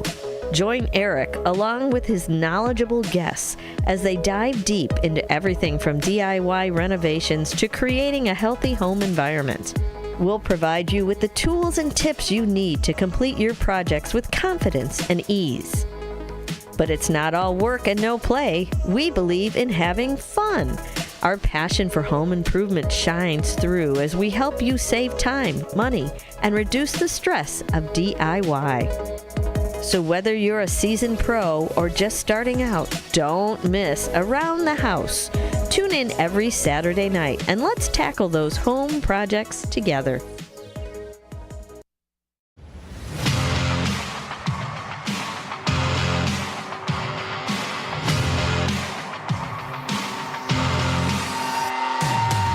And welcome back, everybody. WRMN 1410 on the rise. Nick Johnston right here, ready to rock and roll. Dalton Cooper to my left. Sports. Talk a little bit, anything and everything that was the NFL between the NFC and AFC championship games, as well as some NFL pro football talk, Pro Football Hall of Fame talk, excuse me. Not just pro football in general. But if you want to join, of course, join the conversation. You always call in. Yeah, you can call in. Studio line is 847-931-1410. Our text line, which I have right over here to my left, is 505-926-1410. And, of course, you can see Nick's beautiful Bears jersey. Shout out to basketball. Did they make the second one yet? No. No. I know there was rumors, but that's youtube.com/@WRMN radio. Yeah, definitely hop on in, get in the conversation, folks. Like, share, subscribe, do whatever you can to support. Or walk by the window and we'll wave to you as well. Yeah. It's another way to support as well. Right here in beautiful Elgin, the sun is coming out, Nick. Oh, yeah. I don't know if you can believe that or not. I know that's actually pretty crazy. I don't feel like I've seen the sun in a minute. Yeah, that's just a personal problem as of late. Because yeah, I know it's been very, very gray. My schedule myself just isn't the best when it comes to being able to go out and enjoy the night, the light times, the light hours of the day. But yeah. Like I said, we'll shoot for getting better. Well, speaking of that, we had our first sunset after 5 p.m. I believe it was Thursday. Yeah. So we will have like 170 or 270 straight days of sunsets after 5 o'clock. So I like that. It's coming. We just got to buckle in. We got to stay disciplined. We just got to stay a little bit. We're getting in there. Yeah, we got to stay strong. Like you said at the very beginning of the show, the dog days of winter. We're right here. We're trying to paddle through it. We're trying to get through it. And paddle through. I like that. I think we can do it. We can do it. Done it before. Yeah. Done it plenty of times before. We can Family. do it again. Family. Exactly. Family. Fast and the The Furious. power of friendship. Yes. But here we are, folks, talking a little minor league ball just because it's close to home and some good news here. The Schaumburg Boomers went ahead and were sold. You said to Rev Sports? Yeah, Rev Entertainment. So they are also the official sports and entertainment company of the Texas Rangers. Yes. They do now own and operate 4 teams of the MLB partner leagues. That includes now the Schaumburg Boomers, the Kane County Cougars, the Long Island Ducks, and the Claiborne Railroaders down there in Texas. So they are making their mark on minor league baseball, indie ball in general. What this means, we're not too sure yet. I don't know if it's going to have like a big impact on maybe how things are ran or the prices and stuff like that. I'm sure we'll learn more as we go. But Pat and Lindy Salvi, forgive me if I mispronounced that, they did sell the team to Rev Entertainment. They also they had owned the Boomers since the club's inception 14 years ago. So they were quoted as the decision to sell the Boomers was bittersweet for my wife, Lindy, and I. That was from Patrick, said in a statement. Owning the Boomers over the last 14 years has been a great joy, and I'm very proud of the work we have done to become an anchor of the community and an entertainment destination in Schaumburg and throughout the northwest suburbs. So that was in a story brought to you by Fox 32 Chicago that quote was pulled from. But yeah, it should be. I wouldn't imagine any like procedural stuff is going to change right off the rip. It seemed like the King County Cougars, nothing really seemed different from our past season being there, and then obviously being acquired by Rev as well. Yeah, it didn't seem like I was kind of that same boat, and yeah, it just seems as though they're kind of, again with King County and now with Schaumburg, picking up some of the teams that have been getting putting away some championships in their respective leagues as of late. Obviously, King County back-to-back winners in the American Association. The Boomers, I believe, the last time they won it all 2021, so not too long ago. But yeah, again, kind of making their way and picking up a couple teams along the way. Like, and then not only just the one team that they have in the American Association, like you mentioned, also the Claiborne Railroaders down in Texas. So yeah, they're making it, again, doesn't sound like from kind of listening around, doesn't hear like there's any negatives when it comes to this. So yeah. I think that's, again, maybe no news is good news type deal. I have the quote from the president of Rev Entertainment, Sean Decker. He says, "We're thrilled to welcome the Schaumburg Boomers. Not welcome back, sorry. We're thrilled to welcome the Schaumburg Boomers into the Rev family. Pat and Lindy Salvi, have built a successful and respected organization in Schaumburg. Our goal is to build on the strong foundation they've established, continue investing in the fan experience at Wintrust Field, strengthen local partnerships, and ensure the Boomers remain a cornerstone of the entertainment in the Chicagoland area for years to come." Following that, I am grateful for the support and the relationships that I have built with our fans, partners, players, and the village of Schaumburg, which will cherish forever. Oh, sorry, that's the Salvi family. Yeah, I was going to say that. He got the same quote as you. So. That's okay. Yeah. Also, Rev operates more than just baseball, too. They have the New Mexico Goatheads of the East Coast Hockey League while also overseeing Mansfield Stadium in Mansfield, Texas, in the arena at Innovation Mile in Noblesville, Indiana. So they definitely have their toe dipped in a lot of different things. Yeah. So a lot of money to be had. Maybe they'll have some stadium upgrades. Maybe they'll have some procedural upgrades. I don't know. We'll see. We'll definitely see what happens. Maybe we'll get Tim Calderwood in here as well to chat about it in the coming weeks. But yeah, that was some big local news that happened this week. Yeah, my only thing is, they're a Rangers affiliate, so I don't know if you know. Sometimes the Texas Rangers, they have some pretty good giveaways when it comes to free stuff. And oh, really? White Sox dropped their giveaway list this year. We'll maybe get into that potentially a little bit, maybe in the wheel side of things. But my thing, because I also saw that Schaumburg Boomers also had some pretty interesting giveaways this year. Maybe, I don't know if there's going to be like a little bit of little mind melding of the giveaway group of who's, maybe some really creative bobbleheads going home this season for some people. I would love an owl. Like what's the owl? What's the mascot's name? Oh man, I'm not quite sure. No, but they have that. Obviously, the owl mascot I think is pretty cool. It'd be a nice, fun bobblehead. I mean, it had to have been them. I think we were talking about this last couple months ago. I think it was the Boomers that had the two players that were bringing the chair down and making it look like that Friends scene. I think it was the Boomers that was. I think you're right. Yeah, and they were doing that. And again, it's just. I'm not a big Friends fan, but it's stuff like that where I can be like, okay, that's fun. Right. If you're willing to do that for that show, maybe let's see what we can do for like Seinfeld or, Oh, there you go. Now we're talking. Actual funny show. Yeah. I digress. Wow. But there you go, folks. The Schaumburg Boomers getting sold on over to Rev Entertainment. They do have a lot of jobs posted on Teamwork Online for the Boomers as well. So maybe that could just be an organizational mix-up too. Just got to build the future with some new folks. I don't know. We'll see. But I think we're going to take a quick little floater, and then we'll come back with some NBA news and notes, or did you want to just get right into it? No, we could do that. We have breaking news. Oh, go for it. From the NBA. We'll have Paul George has been suspended 25 games for violating the anti-drug policy of the NBA. Yeah. So maybe we can talk about that as I'll research a little bit more on the back end, and we can talk about how awful this Bulls team is. Let's do that, folks. Let's take a quick little breather, and we're going to go ahead and come back with exactly that. We're going to talk some NBA news and notes because, of course, Giannis has been in talks. And maybe coming over here to the Chicagoland area. Yeah, People are on the counter side. Do you even want him over here? Let us know in the comment section down below before we get going on that. Do you want Giannis Antetokounmpo in a Bulls jersey? We'll be right back here on WRMN 1410 on the Rise. Nick Johnson, Dalton Cooper right here. This year, America's First Responders Fest 2025 was a huge success, and we couldn't have done it without the Village of Burlington and Village President Mary Kay Welsen. Your support helped bring the Fox River Valley together in the Village of Hampshire to celebrate the heroes who keep us safe every day. Thank you, Village of Burlington, for standing behind America's First Responders Fest 2025 and for standing with those who serve. When our nation calls, patriots answer. The U.S. Volunteers Joint Service Command stands ready, honoring our fallen heroes through military funeral honors and serving communities during natural disasters and emergencies. If you're 18 or older, you can serve close to home with free training and just one Saturday a month. Prior service with honorable discharges are welcome. View our website today at usvjsc.org. We are patriots. We are always ready. We are U.S. Volunteers, and we want you to join us.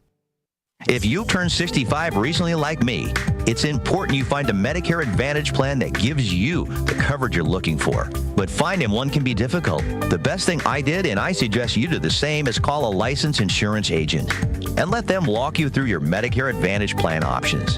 There are so many benefits you have access to, so make the call now and let the representatives explain everything to you. Our licensed insurance agents can offer you a variety of Medicare Advantage plans. Plus, the call is free, the information is free, and there's no obligation to enroll. We're here to make it easy for you to select a Medicare Advantage plan that may work for your needs. Finding a Medicare Advantage plan can be easy if you do what I did. Make a quick call right now to learn more. Thank you. 800-433-3082. 800-433-3082. 800-433-3082. That's 800-433-3082. Ever tried balancing a dozen eggs in one hand while hopping on one foot? Or maybe juggling cats while riding the unicycle? Sounds ridiculous, right? But guess what? That's exactly what texting while driving is like. Your human brain only has the capacity to focus on one thing at a time. So when you're behind the wheel, give driving your undivided attention. Don't drive distracted. A message brought to you by the National Highway Traffic Safety Administration, Project Yellow Light, and the Ad Council. What's the best way to get rid of a timeshare that you don't want? Call the Timeshare Exit Hotline. We're a group of attorneys that help customers legally exit their timeshares. It's an easy process. We guarantee results or you pay nothing. Exit your timeshare today. Call now. 800-890-5957. 800-890-5957. That's 800-890-5957. If your idea of therapy involves a fishing rod, a tree stand, or a campfire, then you need American Outdoors Radio. Host John Cruz speaks your language, whether it's about the best lures, tracking game, or that one buddy who always forgets to bring the beer. John's got the tips to sharpen your aim, the hacks to pack lighter, and the stories to keep you entertained. Again, that's American Outdoor Radio with John Cruz. Saturdays at 7 a.m. on WRMN 1410. Or stream it at WRMN1410.com. Get ready to outfish, outhunt, and outcamp 'em all on American Outdoor Radio with John Cruz.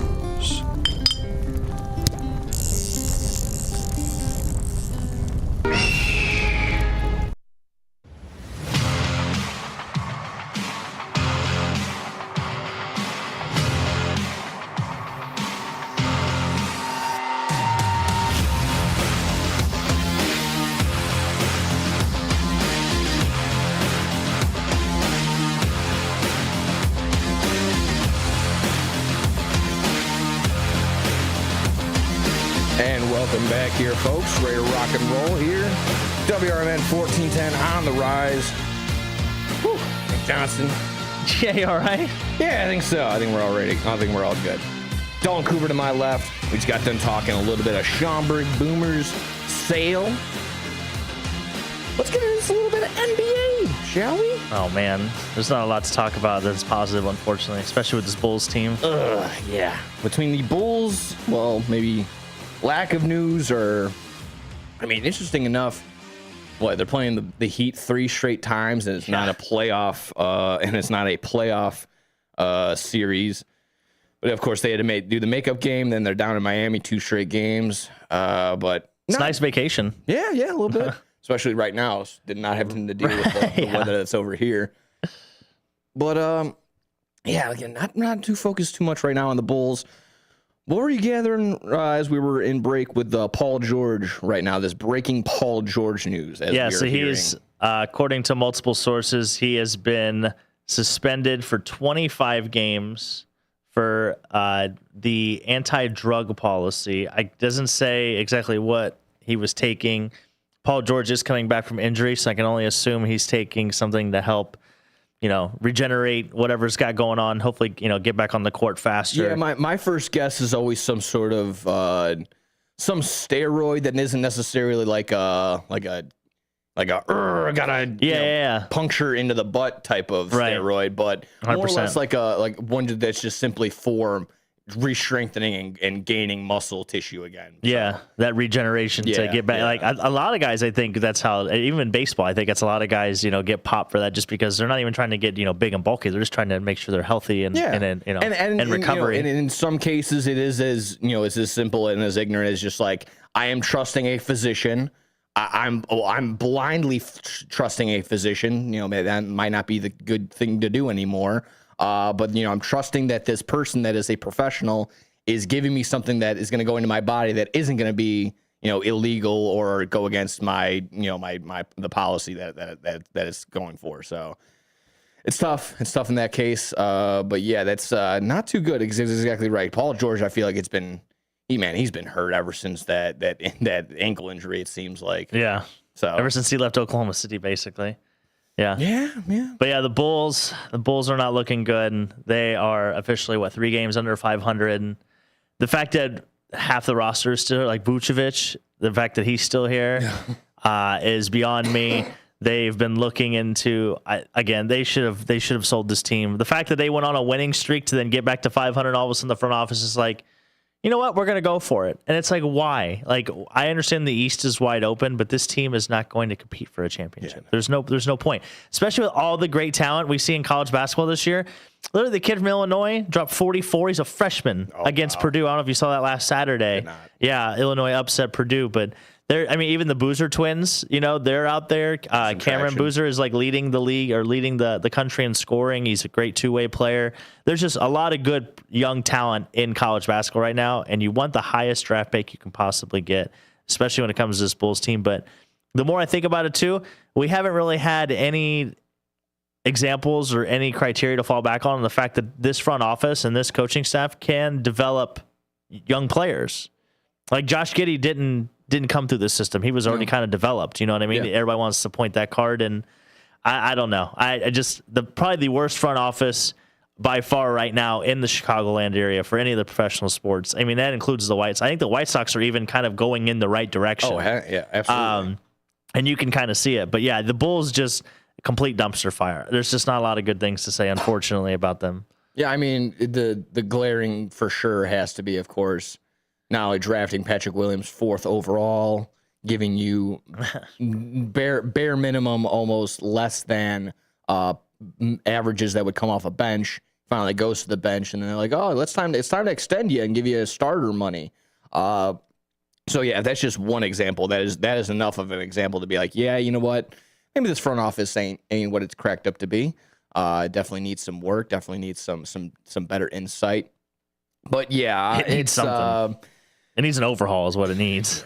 I mean, if we're talking another glaring issue, I mean, we missed the boat for being able to trade Nikola Vucevic, which I don't know if you saw was it officially that was a rejected trade for Nikola Vucevic? Oh, I did not see this. Oh, I had heard that there was a trade that went out for Vuce was supposed to be traded out, and just straight up it was rejected by the team that it was sent to. So.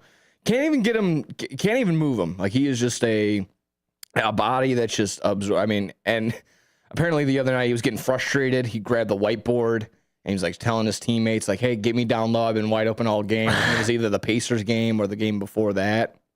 So now he's getting a little bit frustrated being here. Maybe it's him being the veteran. He is the oldest person on the team by far. I believe. I think I said this earlier in the year when we were actually doing well when the Bulls were 6-1. I'm like, it's a really young team. If you take Vooch off of the team, they become the youngest team in the league by the average age. So and they still have Kobe White to deal with too. What are they going to do with that situation?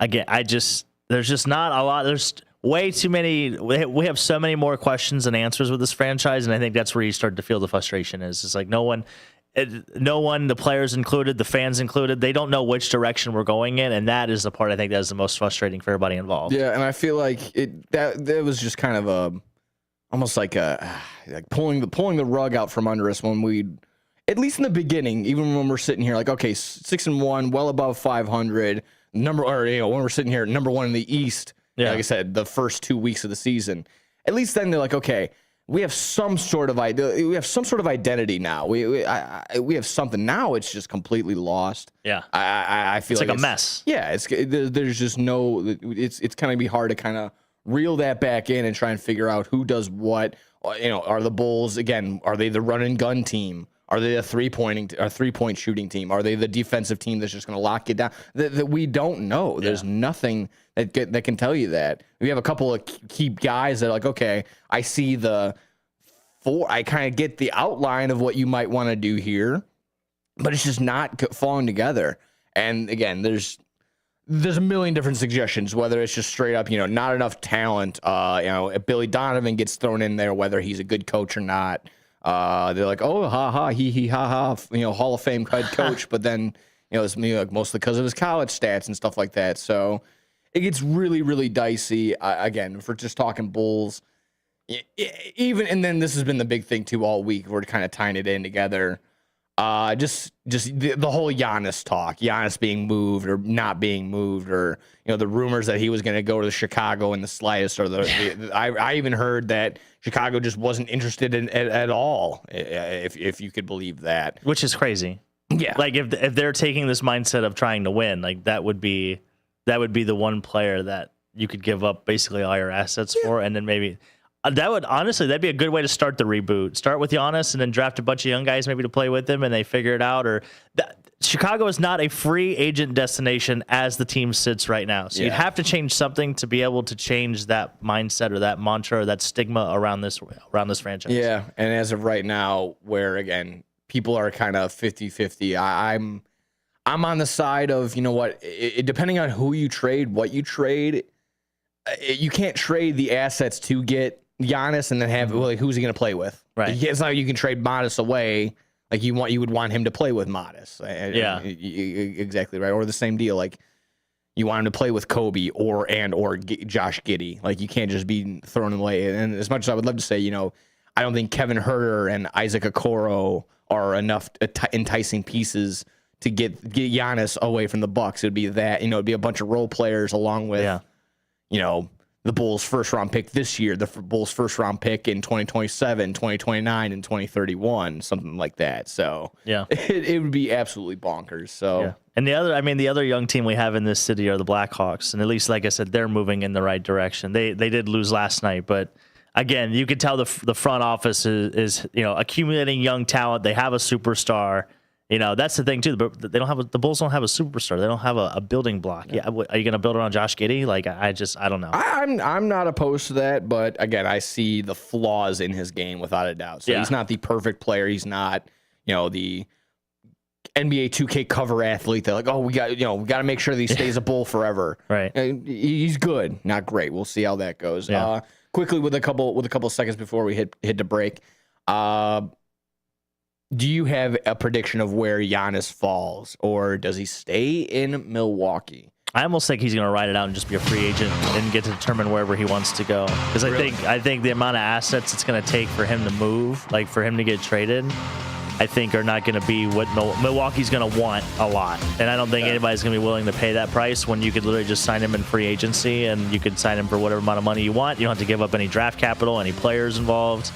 And I mean, if it's somebody in the East, I would assume that's where he would probably go, just because the West is so it's stacked. Yeah, I mean, it's just insane how different the West versus the East is. But no, I think at this point he rides it out, because I think if he was going to get traded, it would have happened by now. That probably has some truth to it too. Well, you want to know who has some truth to it? The wheel never lies. Oh man, here on the rise, and that's exactly what we're going to do. We're going to hit our wheel. We'll spin the wheel, let that determine what we talk about for the remainder of the show. WRMN 1410 on the rise.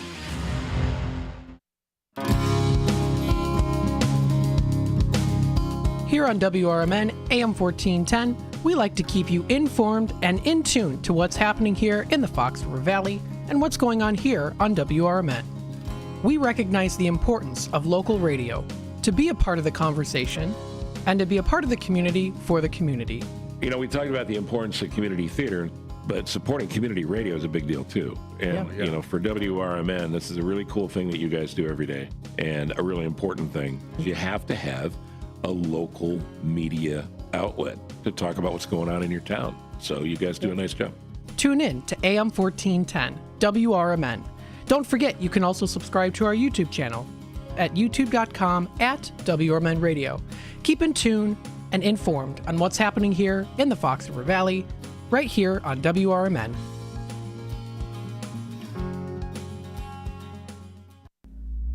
Welcome to downtown Elgin, where businesses, community, and creativity come together.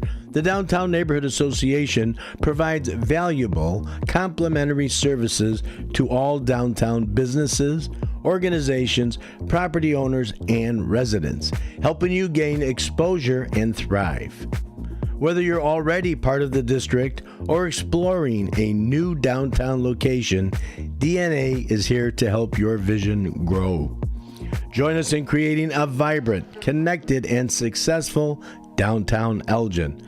Call now 847-488-1456, or you can email info@downtownelgin.com.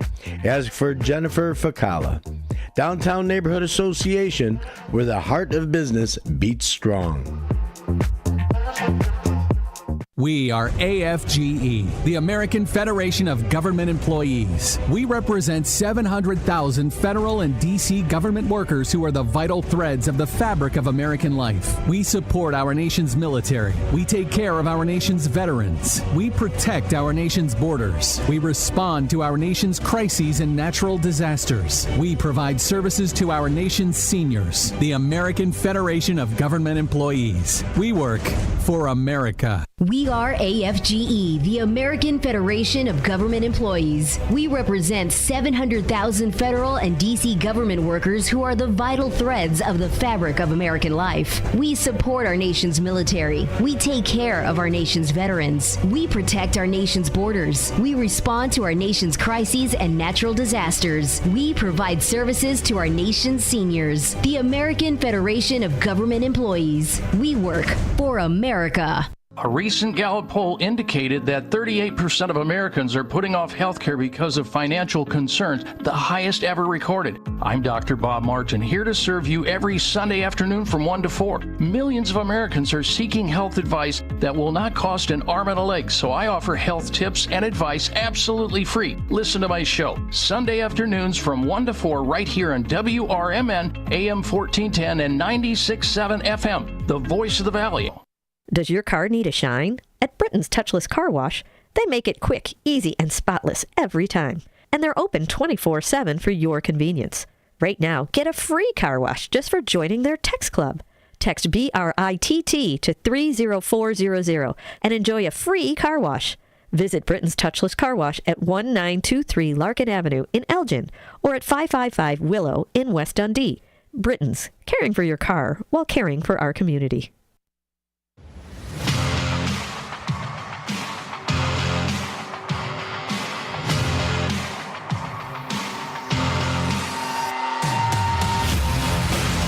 And welcome back on the Rise, WRMN 1410 AM here, right in the heart of Elgin. The sun is coming out. It's a heat wave, I think, too. I think it's like 18 degrees out. No, it's 22 currently. Might hit 20. Yeah, exactly right. That is a heat wave from what we've been experiencing previously. Whew. Oh man, we have a little bit of time here left. Next half hour or so. If you want to reach us, feel free to call in the studio line 847-931-1410. Text us at 505-926-1410, or always check us out on YouTube, youtube.com/@WRMN Radio. It is a beautiful day. We'll do the Wheel of Wow. Wow. We'll do that here coming up. We'll do some AHL hockey news real quick. The Chicago Wolves are hosting the Grand Rapids Griffins tonight at Allstate Arena.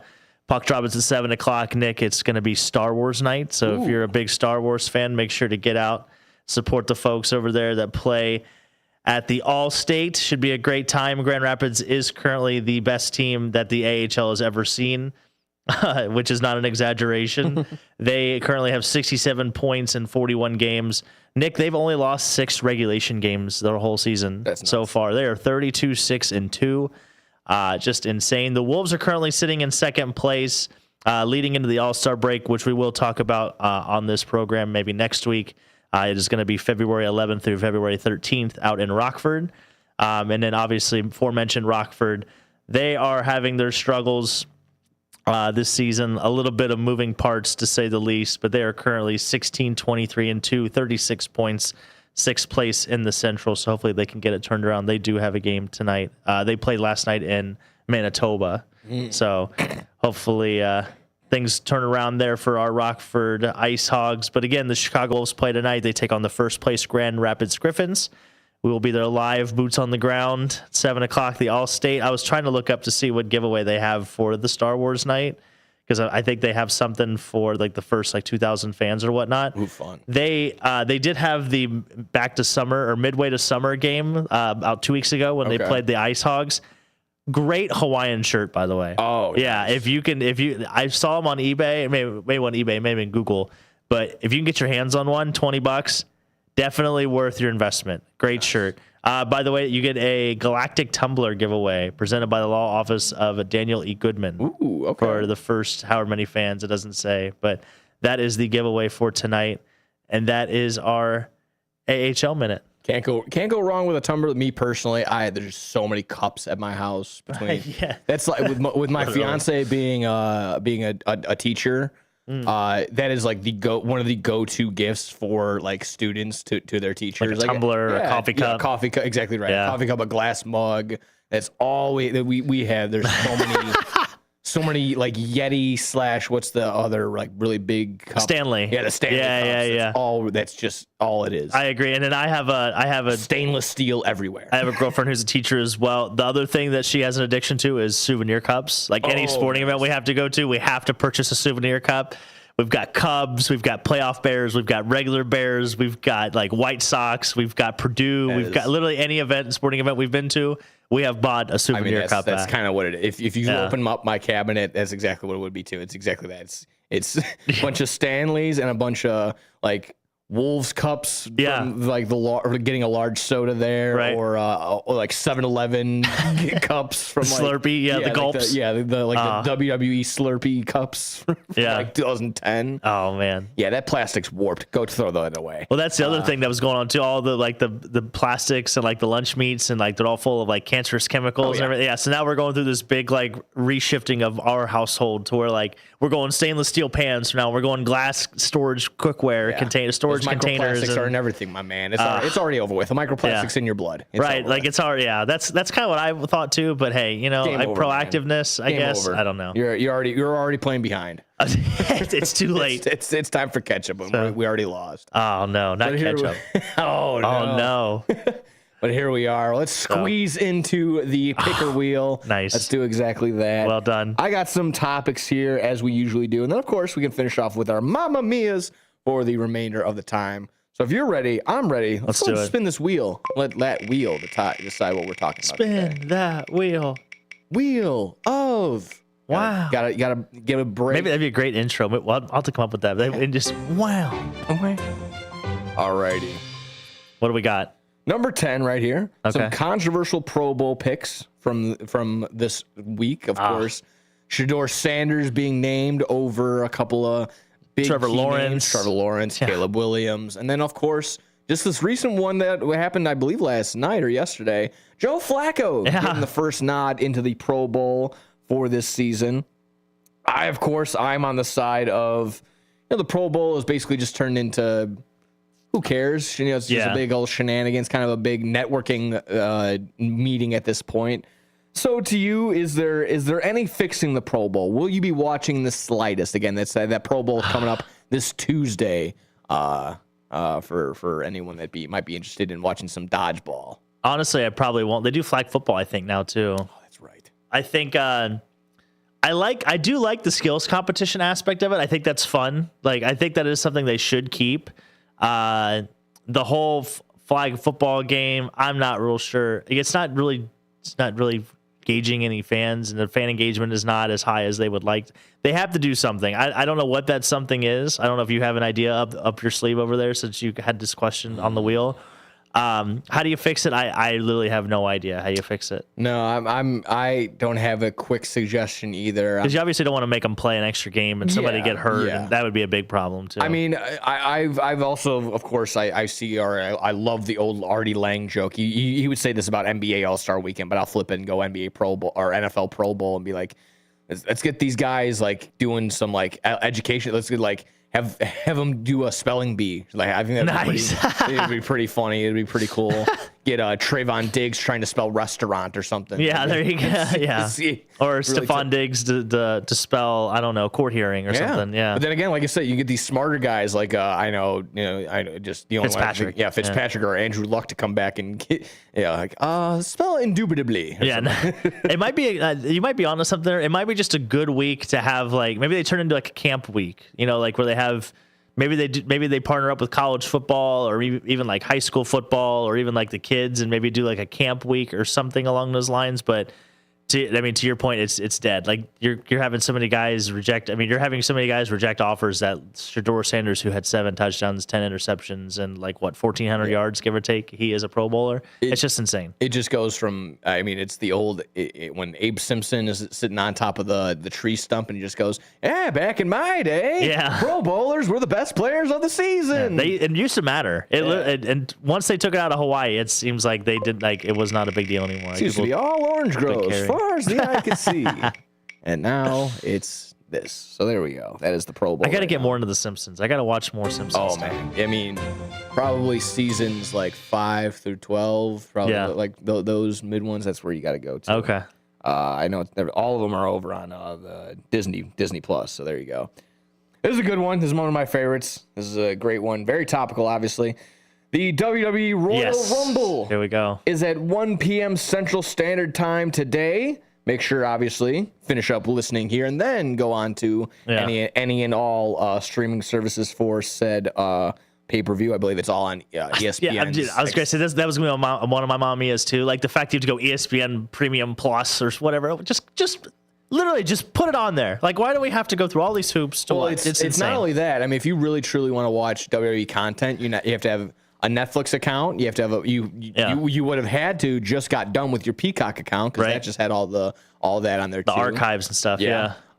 If you still want to enjoy Friday Night SmackDown on television, you would have to watch. Have a cable prospect or YouTube TV to get USA. So you're still paying a pretty penny just to watch the free stuff, and then along with obviously the pay-per-views that come along every which way. But here we are, Royal Rumble is at 1 p.m. today, live from Saudi Arabia. Yep. Just simply, who's winning the Royal Rumble? Who do you got? I can list off a couple names for you. I have two picks because everyone, Brock Lesnar. People say Seth Rollins might be back. No. Potentially the debut or return of Chris Jericho. No. Not liking that one either. Who you got? I have two. One is very partial. One is like very biased, and one is like I'd really like to see. But I think Roman Reigns will win. I think they're going to do the trilogy of Cody Rhodes versus Roman Reigns at WrestleMania. I think that's on the verge. Right now, Cody does not have the title. No, and Cody I think is going to turn heel. I would hope so. But that was the reason he didn't stay in AEW, because he didn't want to have a heel run. So it'd be very interesting to see that. If you caught SmackDown last night, he was teasing. He goes, "Yeah, maybe I win the Rumble for a third time," and the crowd's just chanting. You can hear, "No, no, no, no." So that is something they do not want to see. I think it's Roman Reigns. My other pick. This one's very close and near and dear to my heart, but I love to see LA Knight win it. LA Knight is by far my favorite. Everyone and their mother would love to see LA Knight win it. However, Triple H seems to despise LA Knight and everything he brings to the table. If you watch that WWE Unreal, you can see that one scene. You can see it's just like The Simpsons. If you slow down the tape, you can see where his heart breaks in that very moment right there, right when they're talking about the Money in the Bank spot that was messed up. So very crazy. In my mind. Yeah, who do you have? Here's all. It's going to be a long way of getting there for me. But I got you. I believe the day is going to shape up like this. Women's Rumble goes first, followed by Sami Zayn winning. Sami Zayn losing. Oh, you don't have Drew McIntyre. Nah, he's going to win. I think he loses, weasels his way into that Rumble, and is maybe 7, 8, or 9 gets in there right around then, or like mid-teens, and then is the runner-up to Roman Reigns. You're going Roman Reigns too. Okay, I'm not in love with it, but it is a WWE route that I feel like they are going to take. He's been in the shadows he's been kind of on the back burner for a minute. Roman Reigns has too. Yeah. For what it's worth, he's getting a giant hand. Yeah, I did see that. It was flown over there again. If you're going on that same side, LA Knight also got a giant outside the stadium too. Right. So your guys are right there. Right there, yeah. They're neck and neck for potentially who can go down as the winner right here. But you don't think Sami Zayn is going to... I thought Sami Zayn was going to win and then he'll lose at Elimination Chamber. That's what I figured. Because they want to get that big pop. He's very big in the Saudi Arabian culture and like the wrestling world over there. So I figured... And like Drew is like the perfect person to have it for like 5 minutes and then move on to the next guy. I know. That's been like the calling card of his whole wrestling character debut. While I agree with that, and they could go that route, and it could make it. I can be like, okay. And then Cody wins it from Sammy at Elimination Chamber, and then that sets up Roman Reigns versus Cody Rhodes at WrestleMania. Oh God! I don't know how you feel about that. I'm not a fan. Okay. I'm not a fan. I'm telling you, I think that's how it's going to happen. I'm just when it happens, don't be shocked. That's all I'm saying. I feel you. Anything quickly on the women's Rumble? Anything on there? I've seen rumors of Bianca Belair coming back, and then I've seen I have seen that. The favorite is, I believe, Liv Morgan to probably go ahead and get this win here. Maybe I think Nia Jax might be somebody we sleep on a little bit too. I'm a big fan. Yeah, I'm a fan. But there you go. There you have it. Royal Rumble going on, happening in a little bit, folks. Yeah, ESPN Plus Premium. Yeah.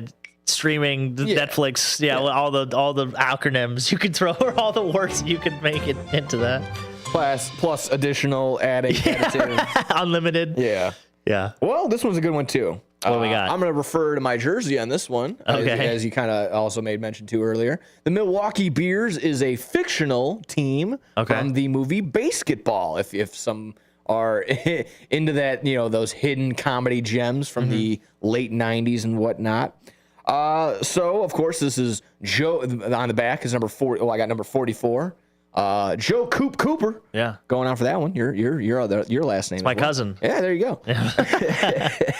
But I have here, as my question to you is, what is your Mount Rushmore of fictional sports heroes? You have a top 4 of, and Rick Wild Thing Vaughn. That's in there for sure. He's on there for sure.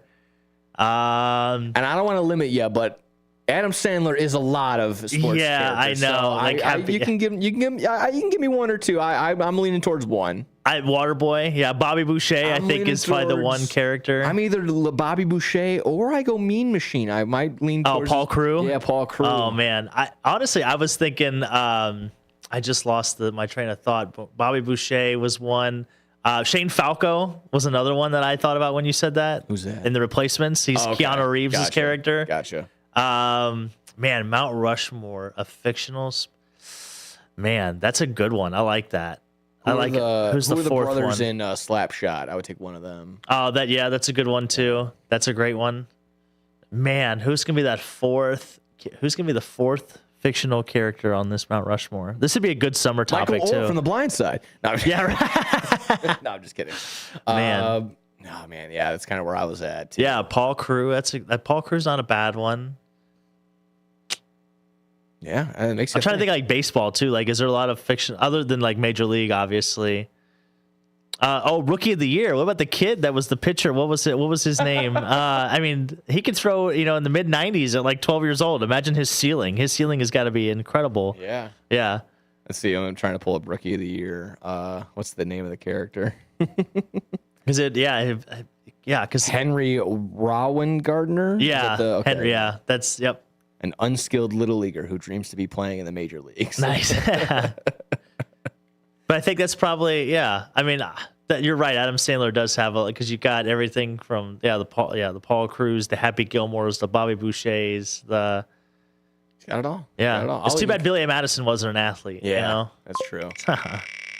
There we are. We got a couple more we can definitely get to in here in the last couple minutes or so. That's a great question. Oh yeah, exactly. That's a good like. It's a good bar question. Yeah, exactly. Yeah. Again, let us know down below, folks. Yeah. Who's your Mount Rushmore of fictional sports heroes? I'm putting Joe Cooper on there. Yeah, that's in there for profiling purposes. Like, There we go. A little selfish, and it was also kind of my Mamma Mia, but yesterday was my birthday. Nice. Happy belated. Thank you. Yeah. Thanks to all that did wish me a happy one. I very much appreciate it. Thank you very much.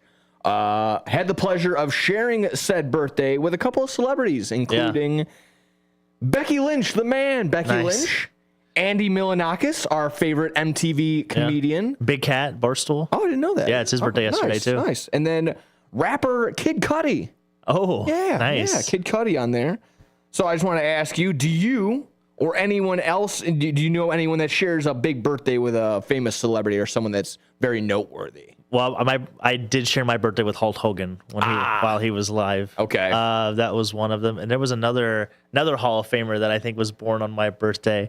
I believe, Elvis Presley. Oh, nice. Elvis Presley and I have the same birthday as well. Yeah. I'm trying to think. Yeah, right. Blue. Oh, yeah. Christmas. I think that's all, though, from what I can remember. August 11th is my birthday. So let's see. Yeah, August 11th birthdays. I always mess with my buddy who is a triplet. I go, not only... No kidding. Yeah, I go, yeah. I go, his name is Alan. I go, you know how I remember... I go, you know how I remember your birthday? He goes, how? He goes, because it's the same day as your brother and your sister. He goes, nice. Chris Hemsworth has the same birthday as I do, too. It's always fun to look up to see who you have, who you share birthday with. And then same deal. The triplets, my buddies that are triplets, they share their birthday with Derrick Rose. Nice. October 4th. So yeah. It's always a fun one, always a good one. Liz White. I don't know who that is, but she's an actress. Okay. Yeah, she's very big in the UK, apparently. Nice. Known for her roles in Unforgotten, Ackley Bridge, and Life on Mars. Nice. Yeah. And for what it's worth, belated birthday. It's kind of stacked for my family and mine because I have my cousin. We're exactly a week apart. He's born on the 23rd. I'm on the 30th. So shout out to my cousin Christian. Happy birthday to you a week later, my friend. And then my other cousin Melissa. Shout out to her. She's on the 27th. So. It's like I said, it's stacked up right around this time. My fiance now, she was yelling at me. She goes, "I got no breaks. I got back to back to back. Oh, bro, you're telling me. I got your birthday and then I got Valentine's Day after." I go, "Sweetheart, you can cut Valentine's Day." She goes, "No, we can't." Yeah. My girlfriend's birthday is on the 9th of February, which is always the day after the Super Bowl. Yeah. And then, of course, you have Valentine's Day, like you said, just the run from Christmas to Valentine's Day to the birthday to it's just and of course it's the whole month, right? Like you know how that goes. We got a whole birthday month to celebrate. So exactly. I completely understand where you're coming from. Let's get like I said, let's get like one or two more here. Let's Pablo see. Sandoval, by the way, Mike Huff. Okay. Craig Elo. Nice. Yeah. Vernon Davis. Vernon Davis. So let's see here. Let's hop onto this one. What do we got? An employee of the Kia Center in Orlando, Florida. Oh boy. Blamed the band Ghost. Do you know the band Ghost? I do not. They're kind of like a rock, not soft metal, but kind of like rock opera almost. Like they kind of face paint like Kiss used to do, or Sting a little bit. Yeah, they look like Sting's cousin. Yeah, kind of. Okay. So yeah, they're kind of in that realm. Some maybe on the side of like satanic because they almost put on like a church service that's kind of like their gimmick. The lead singer kind of dresses up as like a pastor, whatever. An employee of the Kia Center blamed the band Ghost for the Magic losing a couple of home games in a row because the band Ghost was on tour. They played a show on the 18th, I believe. Oh no, sorry, they played a show on the 20th or the 21st. Okay. And the Heat went ahead. They lost 2 straight home games after that. They won last night at home, 130-120. So kind of ending that hex that was there for only those two for that 1 or 2 weeks. But I just wanted to ask, is there a band that you would like to blame your favorite team's woes on in any sort of way? Because it's kind of a hard one or a stretch, but every time I hear Don't Stop Believing, I kind of tie that in with the White Sox, and I just think, you know what? If Journey, maybe if we believed a little harder, maybe the White Sox would be doing a little bit more. So I don't want to completely blame Journey and Steve Perry, but I don't know. That's kind of a tough one. Of course, obviously, Chiefs fans always try to blame Taylor Swift for any and all of their current woes.